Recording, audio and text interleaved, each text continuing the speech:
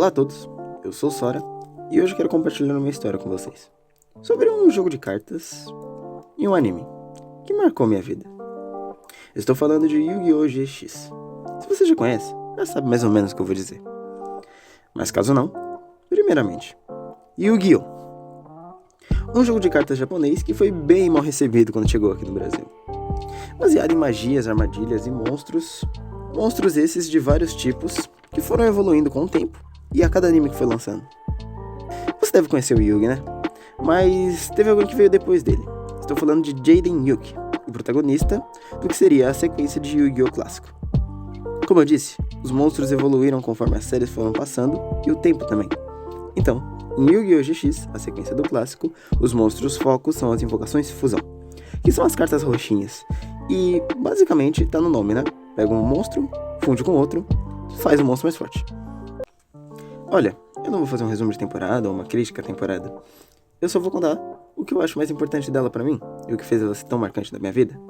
Então, se você espera um resumo, não vai ter isso aqui. Mas acompanha, tá? Vai ser legal.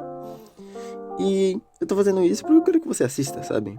Seria muito rude da minha parte contar a história inteira do anime e do anime que eu quero que você assista. Então, é isso.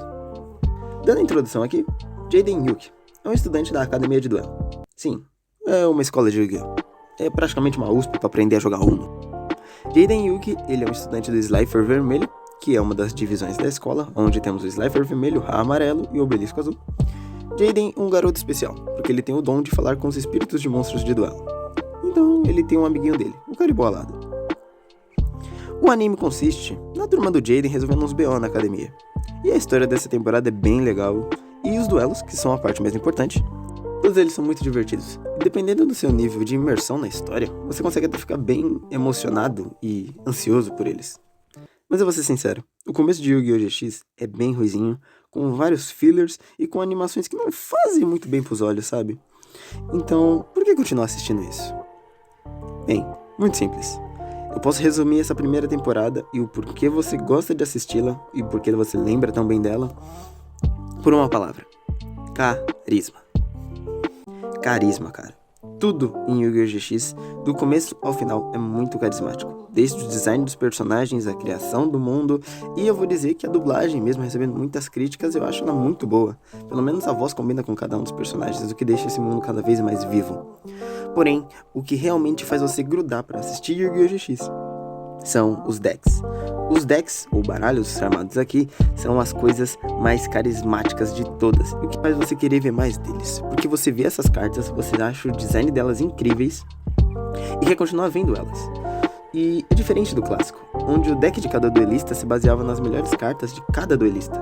Por exemplo, a gente teve o Mago Negro do Yugi, o Dragão Branco do Kaiba e o Mago do Tempo do Joey, e assim vai. Aqui temos a introdução mais pesada dos arquétipos, archetypes, chama como quiser, que você pode considerar eles como famílias de cartas, onde cada família tem uma estratégia diferente para vencer um jogo de uma forma diferente. E isso é dado de diferentes formas. Alguns decks são baseados em fusão, outros decks são baseados em poder de ataque, outros decks são baseados em invocação, e aqui em GX, a fusão é a invocação principal. Então, o deck do Jaden, que é o protagonista, é baseado em fusão, que é a coisa que mais te prende, que esse deck do Jaden é incrível, os heróis elementais. E essas cartas do Jaden transmitem tanto carisma só com o design delas e o estilo de jogo, que é o estilo de jogo de fusão, onde você fica esperando qual vai ser a próxima fusão do Jaden e ele vai apresentando cada vez mais heróis clássicos que vão ficando na sua mente. Aviário, Bertinatrix, Homem-Bolha, Homem-Faísca, todas essas cartas, os heróis do elemento do Jaden ficam na sua mente e você fica ansioso para ver qual vai ser a próxima fusão que ele vai apresentar pra gente. E o deck é um deck de monstros fracos. O main deck dele é totalmente de monstros fracos com efeitos não relevantes. E quando eles se fundem pra ganhar um jogo de fato, a fusão também não resolve o jogo. O Jaden tem que fazer uma maracutaia com mágicas e armadilhas pra tentar ganhar o jogo de fato, porque só a fusão também não resolve. E isso poderia ser algo ruim, mostrando um protagonista fraco, mas não. A gente vê que o Jaden, ele consegue transformar esse deck de efeitos meio irrelevantes e ataques baixos num deck extremamente relevante e divertido pra gente assistir. É algo muito legal, porque a gente vê o amor do Jaden pelo jogo e o amor do Jaden pelo próprio deck. Porque de tanto ele jogar com esse deck, de tanto ele amar esses heróis, ele consegue ter na mente qualquer estratégia possível e imaginável para ganhar de qualquer deck forte. Então ele começa a ganhar mais na parte da estratégia, não porque ele é um gênio da estratégia, mas sim porque ele ama esse baralho, ele conhece esse baralho muito bem. A gente percebe que é quase uma relação de simbiose do Jaden com o deck, os dois se conhecem muito bem.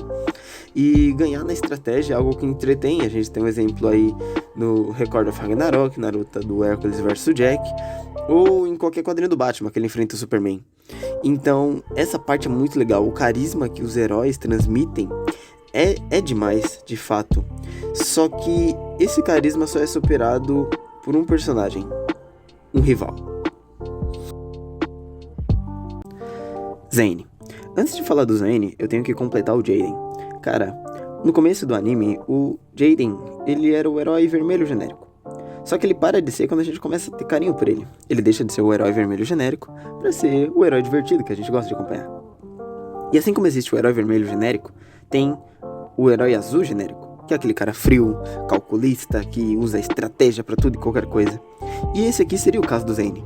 E mesmo ele sendo o herói azul genérico, a gente pega um carinho por ele. Não por ele ser o herói azul genérico, que a gente já viu um monte de vezes, né? Ah, é só mais um Sasuke, entendeu? Mas não, a gente percebe que ele é forte de verdade e ele tem um carisma que é inexplicável. E eu acho que no primeiro duelo deles, do Jaden com o Zane, o contraste faz a gente gostar do Zane. Porque enquanto o Jaden é super animadão, ele é super pra cima, o Zane é caladão e super concentrado. Tanto que o próprio Jaden fala isso. Cara, você nem treme, você nem pisca. O Zane vira pro Jaden e fala: bom, eu deixo isso pros meus oponentes. E é isso, a gente percebe que o Zane, ele é genérico, a base dele é genérica, só que ele é extremamente divertido.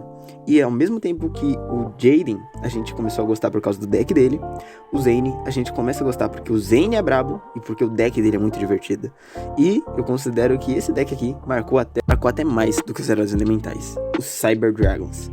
Os Cyber Dragons, ou dragão cibernético, eles são baseados em fusão, assim como o deck do Jaden. Só que eles não são dependentes da fusão como os heróis elementais são.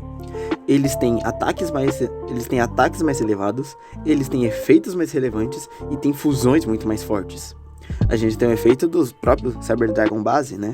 Que ele entra por especial com 2 de ataque. Fusão, tem o Cyber Twin, que bate 2 vezes com 2.800 de ataque. De graça, assim. E a gente percebe que comparado aos outros heróis do Jaden, esses aqui são muito mais fortes. E não é só o baralho que é mais forte, e muito carismático também. É o próprio duelista, o Zane. Ele, ao invés de se arriscar, ao invés de ter essa emoção no duelo que o Jaden tem, o que fez ele ganhar todos os duelos até aqui, daqui pra frente, não, ele pensa, é estratégia, e a gente percebe que a genialidade do Zane faz com que ele seja o rival perfeito pro Jaden, o contraste perfeito entre aquele que se arrisca e se diverte e o outro que raciocina e pensa frio pra ganhar o duelo. É uma rivalidade incrível. O Jaden é uma pessoa incrível pra fazer rival, só que eu acho que esse aqui da primeira temporada tem um destaque muito maior. A semelhança e a diferença entre o Jaden e o Zane é muito boa, porque dá esse contraste de que eles são tão parecidos, mas tão diferentes ao mesmo tempo, e é algo incrível de se acompanhar. A força dele, a forma genial que eles duelam, e até a forma genial que cada um duela. E essa dupla chega ao ápice no final dessa temporada de GX, onde a gente tem o duelo de despedida do Zane. Que o Jaden vai pra esse duelo psicológico abalado, pensando: eu não tô no nível do Zane, mas eu posso copiá-lo, pra assim eu vencê-lo. Mas essa não é a força do Jaden. O Jaden não tem o talento pra copiar o Zane. Até que o Zane vira pra ele e fala: você perdeu todo o seu brilho, isso aqui se tornou uma perda de tempo. Jaden percebe o que fez de errado, se arrepende e volta. Agora sim, nós temos um dos melhores duelos de Yu-Gi-Oh! GX e de todas as sagas de Yu-Gi-Oh! Eu falo isso com uma certeza porque esse duelo final é incrível. E eu recomendo que você assista, porque é muito bom. É todas as jogadas que a gente já viu, só que feitas de uma forma épica. Que é onde a gente tem o peso do protagonismo e o peso do Zane no roteiro. a gente consegue tirar uma coisa disso. Quando o Jaden parou de ser ele mesmo, tentou copiar o talento que ele nem tinha, ele perdeu sua real força. Onde a real força do Jaden não era o seu talento ou até seu dom de falar com os espíritos. E sim, era sua vontade e amor pelo que ele fazia. A diferença real entre o estilo de jogo do Jaden e do Zane era que o Jaden se entregava 100% e não se importava se ele fosse perder tudo se ele estivesse se divertindo. É a vontade do herói flamejante contra a mentalidade fria do dragão de aço. E a força de vontade do Jaden se iguala à genialidade absoluta do Zane.